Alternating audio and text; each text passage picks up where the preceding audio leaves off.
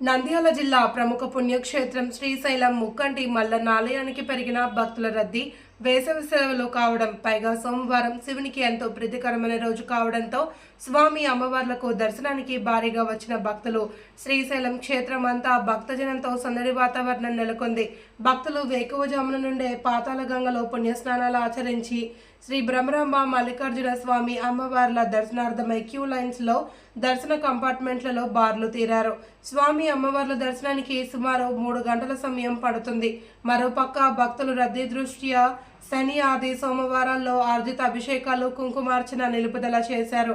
సామాన్య భక్తులకు ఉచిత దర్శనం, శీఘ్ర దర్శనానికి భారీగా పెరిగిన భక్తులు రద్దీగా ఎక్కువగా ఉండడంతో 3 విడతలుగా మాత్రమే స్పర్శ దర్శనానికి మాత్రమే అనుమతిస్తున్న అధికారులు. భక్తుల రద్దీ దృష్ట్యా ఆలయ క్యూ లైన్లలో భక్తులకు ఎలాంటి ఇబ్బందులు కలగకుండా స్వామి అమ్మవార్లను దర్శించుకునేలా ఆలయ ఈవో శ్రీనివాసరావు అధికారులు ప్రత్యేక ఏర్పాట్లు చేశారు.